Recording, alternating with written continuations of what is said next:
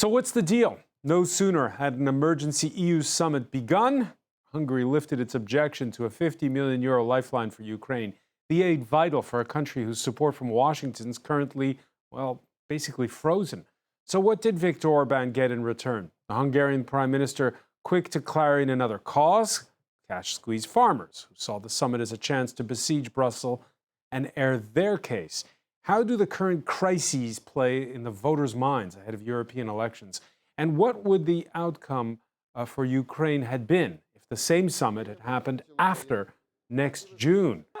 For now, it's still winter, and the stalemate on the battlefield's uglier than ever. What are Ukraine's prospects as Europe slowly ramps up its defense industry to prepare for the eventuality of a more Putin-friendly Donald Trump returning to the White House? Today in the France 24 debate, we're talking about Europe's lifeline for Ukraine that's just been approved. With us from Brussels, France 24 correspondent Dave Keating. Thanks for joining us. Glad to be here, Francois. Also with us, Anastasia Shapochkina, president of the Eastern Circles think tank. Welcome back to the show. Thank you. Welcome back as well to former NATO political desk officer Samantha de Benzer, and currently with the think tank Chatham House. How are things? Good evening. And we're with as well former French ambassador to Russia, Jean de Guignasty, researcher at IRIS, the French Institute for International and Strategic Affairs. Good to see you. The France 24 debate where you can react on the hashtag F24debate. Yeah, at the last EU summit in December, Hungary's prime minister single-handedly blocked this 4-year funding plan for Ukraine. This time took less than an hour to expedite the deal. Charlie James has more. Just an hour of summit negotiations and a deal is struck. The European Union agrees on a new €50 billion aid package for Ukraine, overcoming weeks of veto threats from Hungary. The European Commission president called it a special day. We all know that Ukraine is fighting for us, so we will support them with the necessary funding and provide them with the much-needed predictability they deserve.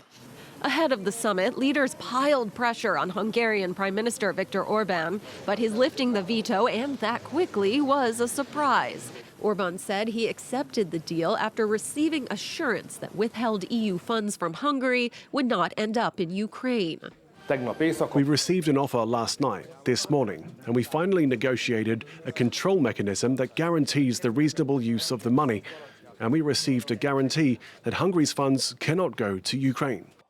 Russia's closest ally in the EU, Orban had demanded the ability to carry out an annual review of the aid package with a right to veto it. But other EU leaders don't want Orban to have that control over Ukraine's future. Joining the EU summit by video link, Ukraine's president thanked EU leaders. This is a clear signal that Ukraine will withstand and that Europe will withstand. It is also really important that this decision was taken unanimously by all.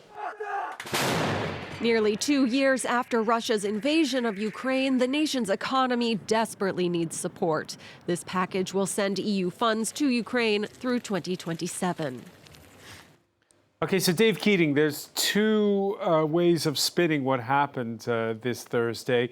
One, you saw that clip that Viktor Orban uploaded to Facebook and that we showed a little bit of in that report.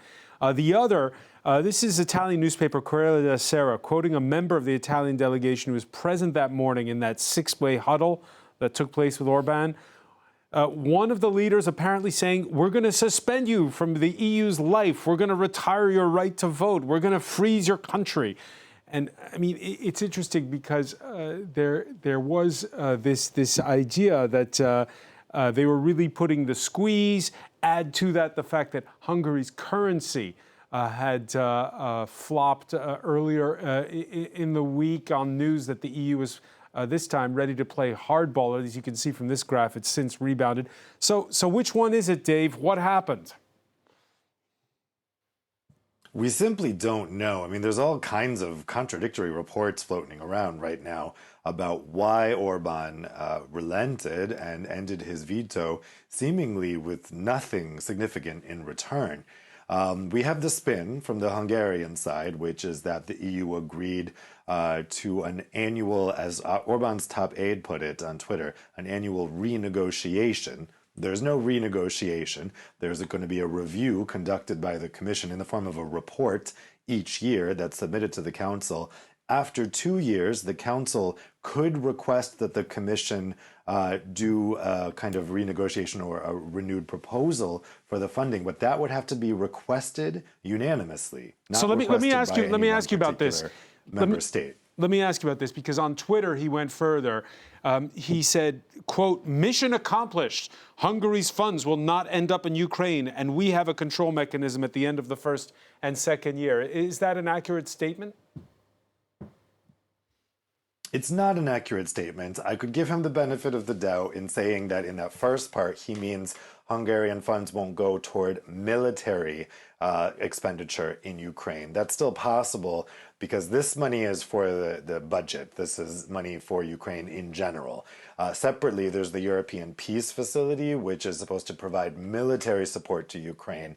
Ireland and I believe Austria already have an exemption to that. They're contributing to that fund, but none of their money can go toward lethal arms. And my understanding is Hungary may join that, may somehow also be included in that. But that has nothing to do with this money. This was money from the EU budget, generally for Ukrainian aid. And again, as for the renegotiation, as they're putting it, there is no renegotiation. It's an annual review. I don't see why anyone would have objected to an annual review of how the money is being spent in the form of a report. What the EU 26 didn't want was Orban having the ability to hold the EU over the fire like this every year. And I don't think anyone was willing to even countenance that.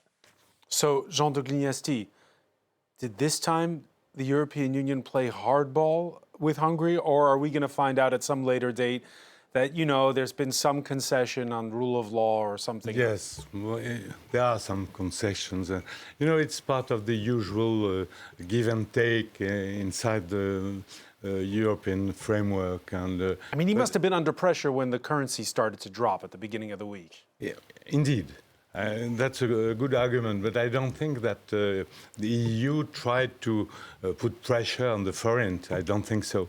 I mean, it's the result of Hungary's position. But anyway, the experience shows that no single country can oppose unanimity such a long time. I mean, at the end of the row, you can find some kind of consensus. Samantha de Bendern? Yeah, so my understanding is that what he obtained was the promise to unfreeze funds that had been promised to Hungary at the end of last year, the 20 billion euros that were frozen because of rule of law concerns. That's already been announced. So that was unfrozen, and that was probably part of the concession. When it goes to what he was saying about Hungarian money won't be going to Ukraine, this is actually a response to some fake news that was going around in the Hungarian media suggesting that the money that was frozen, the 20 billion that he wanted unfrozen, that was unfrozen, was going to be used for Ukraine instead. So what he's actually saying is that, oh, well, we're getting the money, it's not going to go to Ukraine. It's a kind of very sneaky way of presenting this as a victory.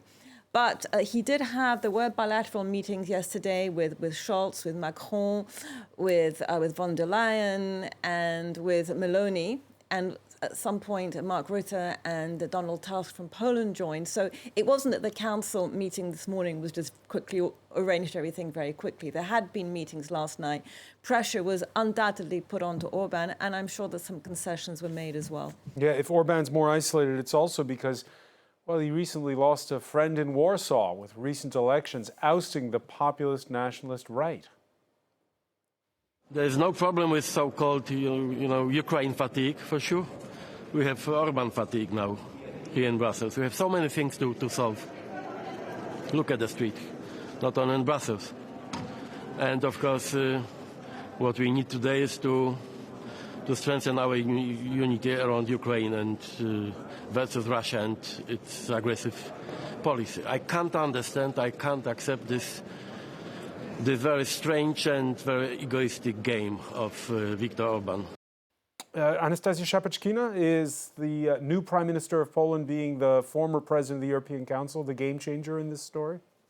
Definitely having Poland back to the normal European family and not to the corner of the aberrations is very comforting, and it's going to be very reinforcing also, especially for Ukraine, of course, to have the Prime Minister who is open to, again, present Poland as an ally of Ukraine, which is a position that Poland saw deteriorate, let's say, in the last months, especially due to internal political pressure on the government and due to many factors. I think that in general, it's very good that Poland is back on this terrain. But especially more importantly, Poland itself had a lot of issues with justice, with the rule of law inside, and the freedom of the media, and having Poland kind of now being starting the retransformation back again makes kind of one Hungary less in the European Union. So it strengthens the whole body of the European Union and their political decision making. Yes, makes it harder for them, as was said earlier, to hold out for a long time.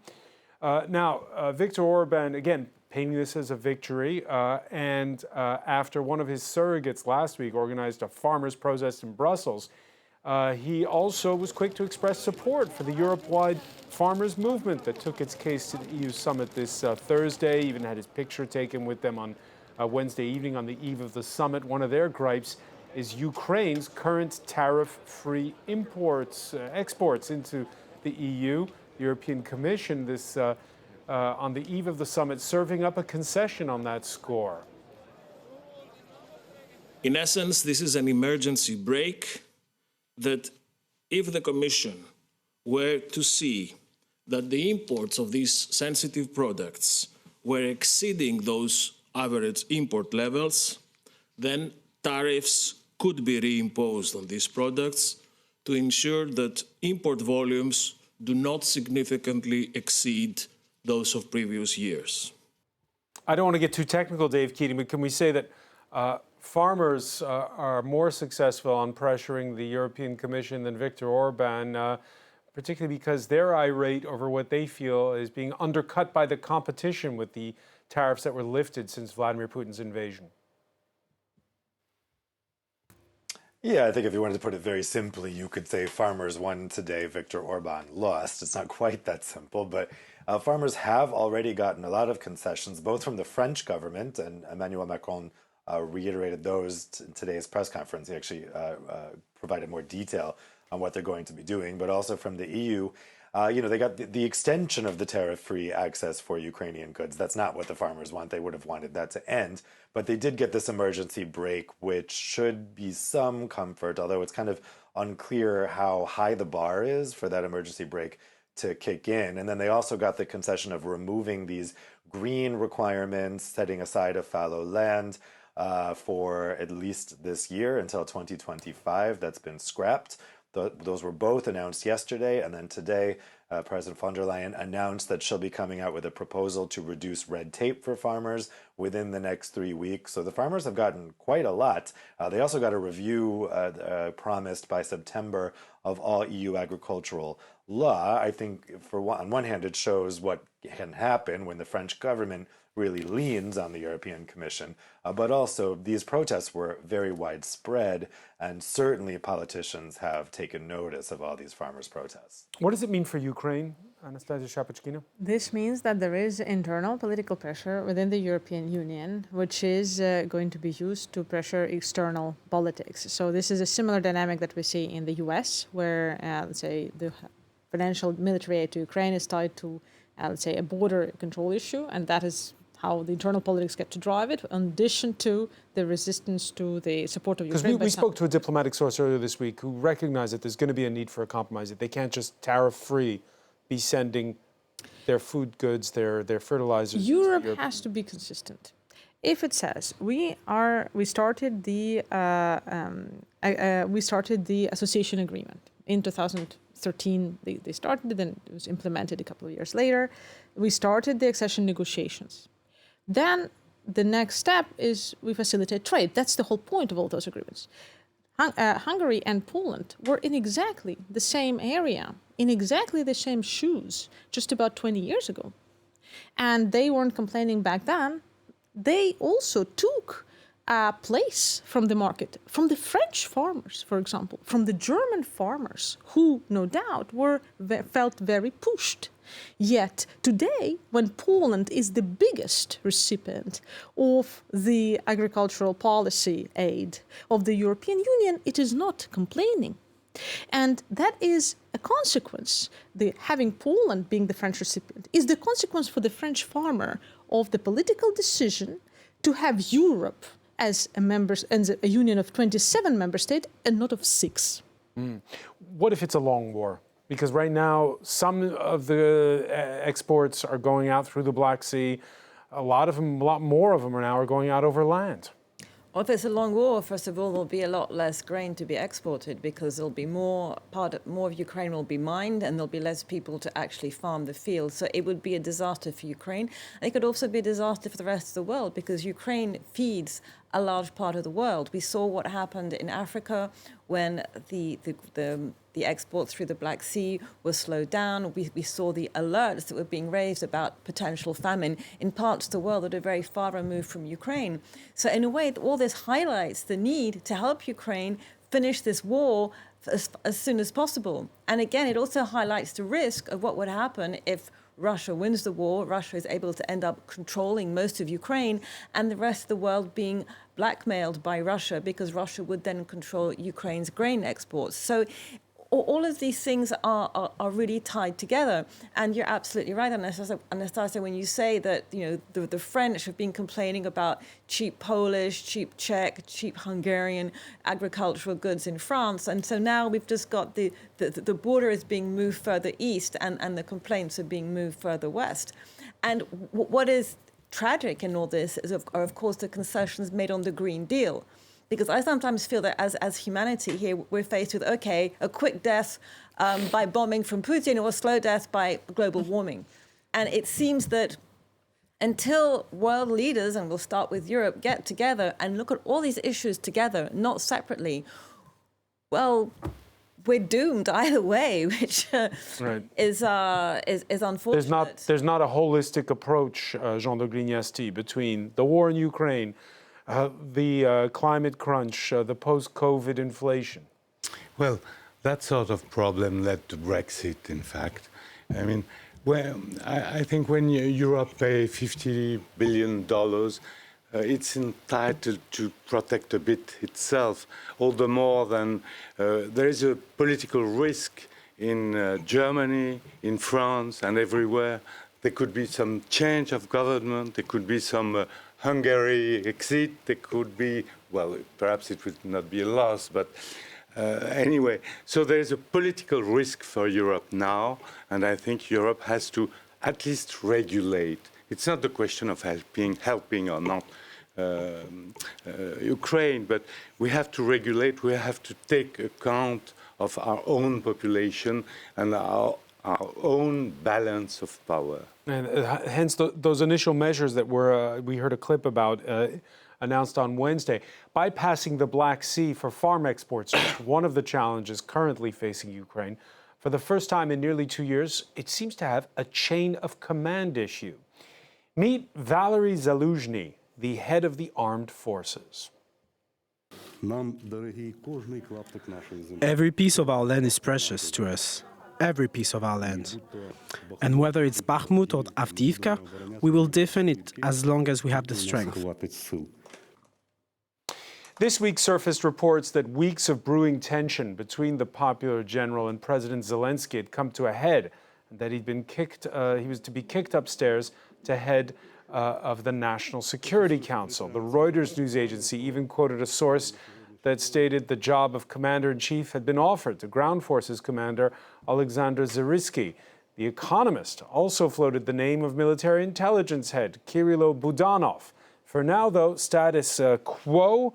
Both men looked damaged by the row, says The Economist, and the open disputes between Ukraine's political leadership and its military command are worrying Ukraine's main allies. Meanwhile, in a parallel universe, Valery Zaluzhny this Thursday, coming up with a working paper that he's published Anastasia talking about, this is according to the Reuters news agency, calling for a completely new state system of technological rearmament, as if nothing is wrong. Is something wrong, though? Yeah, so the disagreement between the military and political command, which is normal that military commander it is not has a boss who is a civilian, is normal. It's the same type of disagreement we've seen in wars, American Civil War, notoriously, right? Lincoln changing military commanders like gloves, but... And if Zelensky doesn't change him, he looks weak. No, I want to get to my points. Sorry, it's just a premise to say. However, that's where the comparison may be ending, because the reason, for example, it made sense during American Civil War to change military commanders until we got General Grant was because Lincoln wasn't able to see any victories with any of the commanders, and one was worse than the other. And what the reason for changing Zelensky here is the desire to react to the Western demands to change something. However, not only Zelensky was leading the Ukrainian armed forces when Ukraine obtained its only biggest victories, but also he is definitely the last person to blame for any of the defeats that it's facing, because the only reason it's facing defeats is because Russia has today 3 times more ammunition. Ukrainians have to save ammunition because they don't have ammunition at all. The supplies are not coming, and there's nothing to fight with because Ukraine is dependent 100% on the US and the EU for its military supplies. It changed Zelensky and put Napoleon in his place. He would be in 2 days in the same trenched position as Zelensky is today. And it would absolutely not add anything, because on top of it, it would create a perfect political storm inside for Zelensky, because Zelensky's popularity is 88% today estimated according to the Ukrainian polls, while Zelensky's is in the 60s. So you're saying don't fire him? So I'm saying he would then create single-handedly actually carve out of a marble a formidable political opponent at a moment when Zelensky is questioned more and more often about the necessity to hold presidential elections in Ukraine anyway, sooner or later. And Zelensky's popularity today, population in Ukraine, it's not so much behind Zelensky as it is behind the army. It's the army which is the god. And Zelensky is the leader of that god. Samantha de Bender? I don't think it's looking very good for Zelensky. And if Zelensky goes, it doesn't look very good for Ukraine either. The reason I say this is that these rumors about Zelensky's potential demise have been going on for a very long time. They remind me a little bit of the rumors of when the defense minister Reznikov was going to be fired, was not fired, had resigned, hadn't resigned, and in the end he did go. And I think that Zelensky has a problem. If he doesn't fire Zelensky at this point, he'll look weak. If he does fire him, he knows there'll be a popular uprising. The allies will not be happy. So there's a lot of speculation in a lot of Western media about what actually happened. Was he fired? Was he asked to leave? And it seems that one of the most plausible scenarios is that he was asked to leave. He refused. And this was also a test to see how the Western allies would react. And from everything I've read, the Western allies reacted by saying, do not get rid of Zelensky. He's the best thing you have. What Zelensky did, which really irritated Zelensky, is he said, you're not in touch with reality on the ground. He has been saying for months now there's a real problem with men. There are not enough men. We need to mobilize. Zelensky is reluctant to mobilize because of the political cost of mobilization. Zelensky is saying we don't have enough weapons. We cannot go forward. The best we can do is build a solid defense. And this message is not getting through to Zelensky properly because, again, analysts, people on the ground are saying Zelensky is surrounded by people who are shielding him, for whatever reasons, from the truth on the ground. And Zelensky is living in this really frustrating situation. But unfortunately, for Zelensky, he has now become a problem for Zelensky. He's popular. He's more and more critical of the ways, he's not directly criticizing Zelensky, but his assertions that Zelensky doesn't know what's going on is a criticism. So Zelensky is in an impasse here. And my prediction is Zelensky will go. I don't know who will replace him. Apparently, one of the reasons he didn't leave was because nobody was willing to take his place. Who's going to want to take the place of somebody who is leading an army which is in a very difficult position? Zelensky leaving now, he goes out on a high. So this is really murky, sort of, spider's web of Ukrainian politics that I think even the people in Kiev don't have the full picture because it is very murky and very messy. Jean-Luc Bruniesti, what should Volodymyr Zelensky do? Well, I think Zaluzhny, if I were Zaluzhny, I would go now, because he will take the responsibility of a possible defeat. He would have the possibility to create a new party, to be, to get, a political figure, and perhaps to give some impulse to Ukrainian democracy, because there will be no election this year, so Zelensky will stay, will remain. So I think I understand that there is some pressure to keep him in place, the allies, and perhaps inside the Ukrainian system. But I think his own interest is to go now. But that assumes he wants to be a politician. From everything I'm hearing, and I don't know what you think, Anastasia, he doesn't want to be a politician. He wants to just win this war. He wants to get the war over with as a military man, not as a politician. I think one of the reasons we are not Zaluzhny is precisely that we are not Zaluzhny, and hence we cannot understand that reasoning. I think Zaluzhny, first and foremost, is a military man. And as a military man in Ukraine today, this is the guy who literally donated $1 million from something he got as an inheritance to the army and made it public. So I think it may be signaling that he may have political ambition maybe later on. We're going to maybe see it. Never say never. Never say never. Maybe he doesn't want to face it, but he will. But just maybe he wants to face it for later. But this essence right now, for sure, he is a military commander. And why the West wants him to be kept? It's not because the West doesn't know Budanov, but because the West knows, and as anybody knows, they prefer to deal with people who are competent. Zaluzhny's difference with any other candidate is that he is extraordinarily competent. He is competent, he is outspoken, he is extraordinarily popular with the troops, and he's a real strategist. He out-strategized Russia with 10 times less men and with almost no armaments in the first months, the worst months of the war. That is that's what shows who he is. Not now, when nobody's giving anything and they're on their knees, losing people in the trenches. And this is why the West wants to keep him. Now replace him with anything else. And he knows that. And he knows the disaster, because right now, for people like Zaluzhny especially, the stakes are his country. It's the Ukrainian sovereignty which is at stake. He knows he's going to be the first to be shot in the head by the Russians if they manage to take over the country. That's the stakes that these people are facing, not the stakes of when he's going to run for presidential elections this year. He may never run for presidential elections because they may all be just shot, like the men in the Bucha with their heads down. That's what he's thinking. Happy to weigh in is the Kremlin, whose spokesperson assesses that the Kyiv regime has a lot of problems. Things are not going well there. It's obvious that the failed counteroffensive and the problems on the front are leading to growing contradictions among the representatives of the Kyiv regime, both the military leadership and the civilian leadership. These contradictions will grow as the special military operation continues to be successful. Dave Keating, in Brussels, there was all the talk about Viktor Orban this Thursday. Is there any talk about Ukraine and how it's doing? So I didn't hear a lot of talk about the specifics of what's happening with the war in Ukraine. I don't get the impression that any such specifics were talked about in the room, because I think the focus was so much on this funding. It should also be pointed out that the funding is part of the overall EU budget, and there were other changes as well, which weren't contentious, but also needed a bit of discussion here as well. But I would say generally, the troubles that we're seeing in terms of the kind of the personnel issues happening in Ukraine, the timing is pretty bad, because it's coming at the same time as there's this questioning of support both in Washington and in Brussels.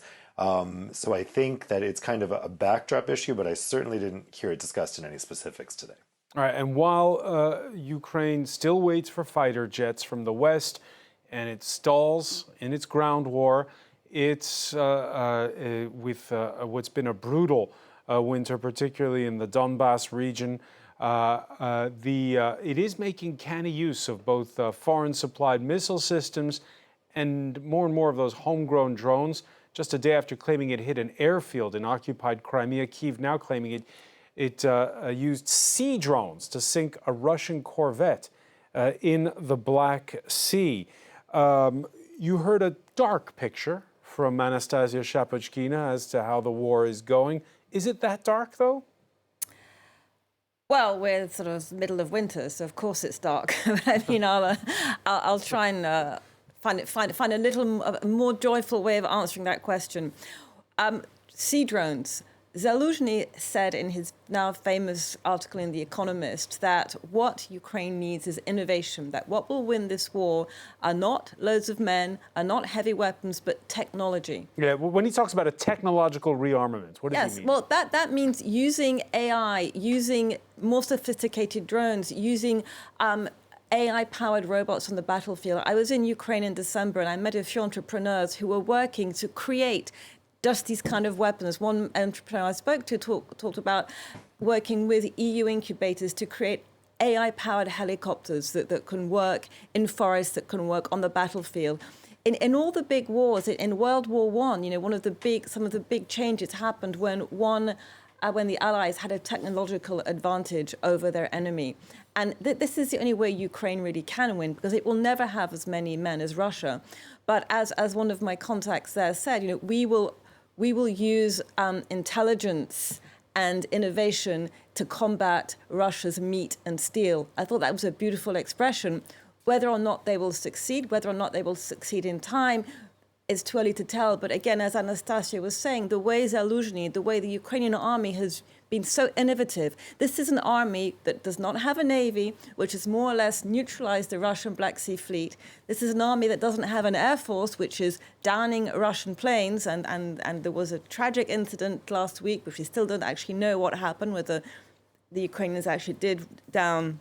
In Belgorod region, this Ilyushev military transport that went down. Well, the verdict is still out as to who was actually in that plane. The Russians have made a lot of claims. There have been counterclaims by the Ukrainians, but the Ukrainians do have the ability to an extent, not control the skies on their borders, but certainly make their skies very dangerous. So again, if the Ukrainians are given a little bit more help, both in terms of weapons and in terms of funding to help this innovation, they can take this a very long way. Jean-Luc Lignesti? I think the main victory of Ukraine is to maintain the front, to defend the front now, and to avoid any breakthrough from the Russian army. I think if they pass the winter, I think the situation will be better, because they will receive the equipment from the planes, new cannons and so on. So I think most probably the most difficult point is perhaps behind now. I think they hold on. That's very important, because the Russians had some hope to manage a breakthrough during the winter. It's not finished, but I think the main obstacle is behind us. You heard earlier Dave Keating, Anastasia Shapochkina worrying aloud about ammunition. You remember the Internal Markets Commissioner who had talked about this ammunitions drive. How's that going? It's not going well. I mean, the EU is not delivering what it's promised. It's not going to. I think it's about half of what it promised in terms of ammunition deliveries. And this is something we heard a lot in the closing press conferences. The leaders are aware of this. And it's a problem. Part of the problem is that there's limited stocks in each EU country. So whatever they send, they need to make sure there's enough left for their own use. And essentially, there just hasn't been enough investment for a large period of time. There's various plans about what can be done about this, and there's different ideas. But right now, it does feel like we're in a bit of period of stasis, that there were these promises made over the past 2 years. The Europeans can see that they're having difficulties meeting these promises, but we seem to be at a bit of an impasse about what to do about that situation. All right, we've got word from the White House that Joe Biden has picked up the telephone and called Ursula von der Leyen to thank the European Union for the 50 billion euro aid for Ukraine. And that's a reminder of an interview we saw this week with CNN. The European Central Bank President, Christine Lagarde, warning Europe should brace for harsh decisions if Donald Trump is re-elected in November. Now, she was talking about tariffs and steel and that sort of stuff, but of course, it also applies to defense and the future of NATO. Your reaction, Anastasia Shapachkina, to Joe Biden picking up the phone to call Europe? Absolutely. I think for the U.S. right now, and for Joe Biden in particular, it's essential to know that the allies are there for them. And they are not just alone, exposed, and being told that it's either you or nobody. We are nothing. We are little. We are small. This is not the discourse America understands, because this discourse, maybe from a small country like Ecuador, Nicaragua, is appropriate, but not from the EU, which is the second economic power in the world and a huge defense production facilities. And then when we are into this, of course, logic, which is today driving the discussion on weapons delivery, continued and long-term possibly weapons delivered to Ukraine, the logic of, well, we should be delivering, but goodness, we are now running out of supplies. We should also make sure we have enough ourselves. It's the same type of logic as if we're coming to a baker to ask him to, make maybe 10 more baguettes for it is ramping up and he's slowly. saying, look, I have to make sure that I have just enough baguettes to hold on till 7 p.m. because 10 more clients may come. Just turn on the furnace and make 100 more baguettes. But you heard Jean de Grignesti, and they are slowly ramping up, the Europeans. We're going to hear about more bilateral defense agreements in the coming weeks. My prediction is very simple. We're going to see with defense and Europe the same exact thing as happened with Germany and natural gas. Germany is a country notorious for its regulation, red tape, and very stringent controls when it comes to serious infrastructure like natural gas one. Well, guess what? In 9 months, they got completely free from Russian natural gas imports, which was pipeline, and they didn't get free from LNG imports. That's why Ambassador is shaking his hand. I understand this. But they also managed, especially notoriously, to construct regasification facility, first one already within a record time of like 1 year. And I think the moment Trump gets re-elected, and this has always been throughout the EU history, right? It gets strongest in the time of crisis. The crisis is going to be Trump's re-election, which is going to signal the American withdrawal from geopolitics. And Europe is going to find itself alone. The moment it finds itself alone, Russia will also notice this, I think. It's going to really understand the priority today is not in healthcare and education. I'm really sorry. It's not about taking care of the elderly. It is about actually investing in defense, because it's about the survival, not just of the Baltic states, but of the European Union. Because without the US, how long will this NATO thing stand? And for how many minutes is it not going to become just an abbreviation of 4 letters? Well, let's ask NATO alumna Samantha de Bendern.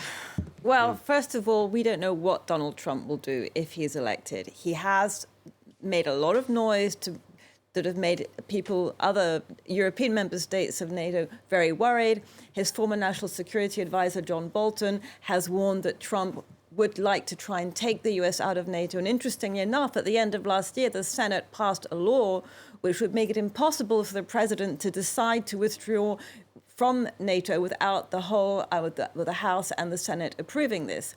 Having said this, regarding Europe, and I totally agree with what you said, that the European leaders are facing a terrible choice right now, because there is this pressure to rearm, there is this pressure to help Ukraine, which I understand, but European voters are going to be going to the polls in June, and the likelihood is that at least 9 to 10 countries are going to bring in a far-right majority in the European Parliament, a far-right majority which will not be in favor of helping Ukraine, which will not be in favor of taking forward the Green Deal, and which could bring things actually backwards. So European leaders are walking on a tightrope right now in order to explain to Europe's population that there's a risk in the East. Many people do not believe in that risk. It's very difficult to make people understand what that risk is.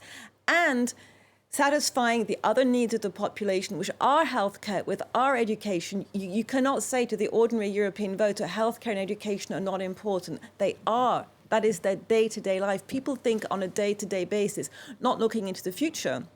So we need a lot of imagination from politicians to explain why both are linked. That if defense is not seen to, education and healthcare will be even worse in the future. But that's a difficult message to get across. Yeah, concessions to farmers. We talked about farmers earlier. Concessions when it comes to the reorientation of industry towards defense.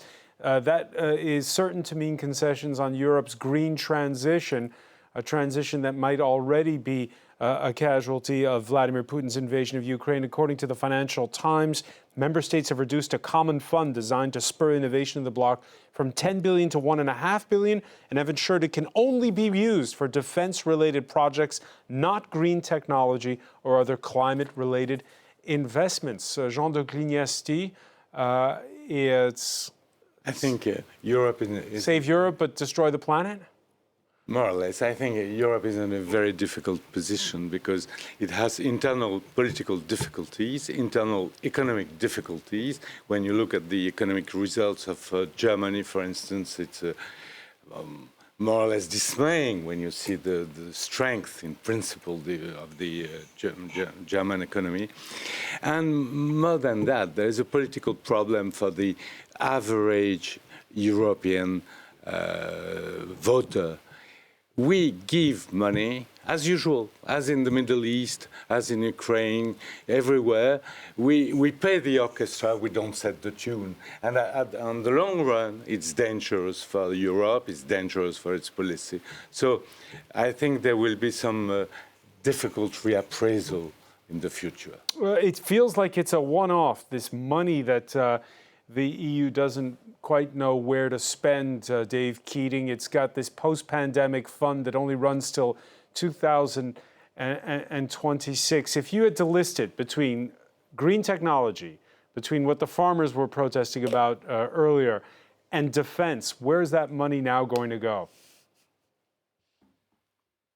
I think it's a big question because the Commission has been extremely active on environmental legislation over the past 3 years because of Ursula von der Leyen's Green Deal, but we see that Green Deal being attacked even by her own party, the center-right European People's Party. They're starting to back away from it. We saw a very quick concession in getting rid of those CAP green provisions on Wednesday. I think that doesn't bode well for how strongly President von der Leyen is going to stick by her Green Deal.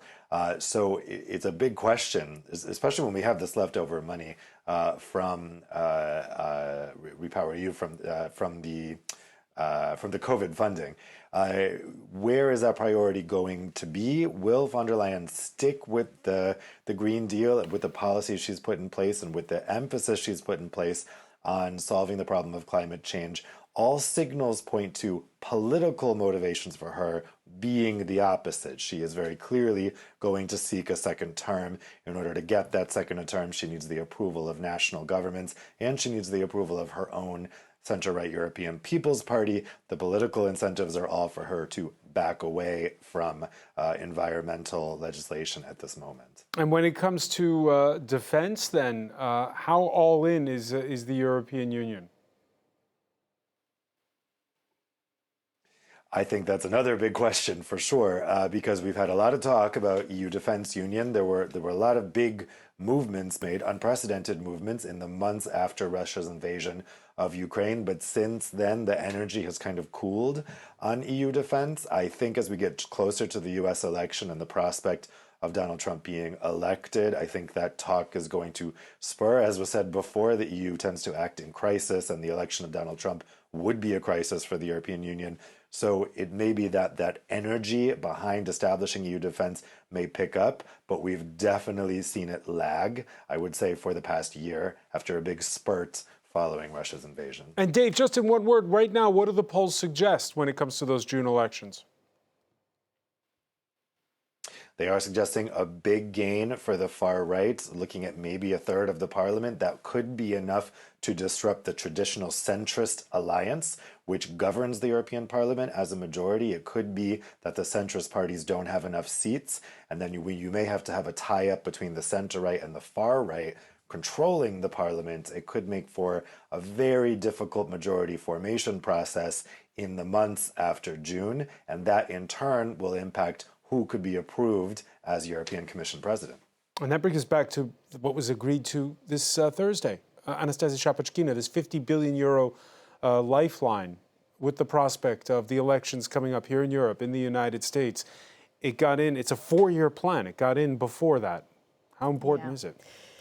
It's important because, of course, it's a 4-year plan. But from what I understood from the announcements, they're going to give the money up front, and then there's going to be, basically in the sense that it's going to be slated already, all of it. It's not going to be given by piecemeal as a safeguard. Considered, exactly, just to make sure that that cannot be played out later after the election. So I think that question is out of the table. As concerning the Green Deal, if I may, just two words to return to this. To me, Putin's invasion, pretty much it solved two big problems, global. Putin ended COVID, and it took the global warming down with it, basically. And the European Commission has acknowledged this in the strategic document it issued immediately, a couple of weeks after the invasion, in March 2022, which is Repower EU. It was the next kind of chapter of the Green Deal, where it says, first, we are going to be slower, inadvertently, because of the crisis, because of our overdependence on Russian gas. We'll now have to reposition ourselves. We're going to be slower on the fulfillment of our goals. Coal is back in the game, and nuclear is back in the game. Good news for France, of course, and for other players. And then check out biomass and everything, which is pretty much means wood logging, right, in Central Europe. And all of these things are new. And all of these things are already in the strategic document since early 2020, which was then elaborated into communication 2020 and then elaborated May 2022, just to say that this is absolutely something that's already was bound to happen. You cannot change the whole energy export market and have no consequence for the Green Deal. I think the Commission understands this. All right, and many more dominoes to fall in place with what's going on the front line. Anastasia Shapochkina, I want to thank you. I want to thank Samantha de Benzer and Jean de Grignesti, our correspondent in Brussels, Dave Keating. Thank you for being with us here in the France 24 debate.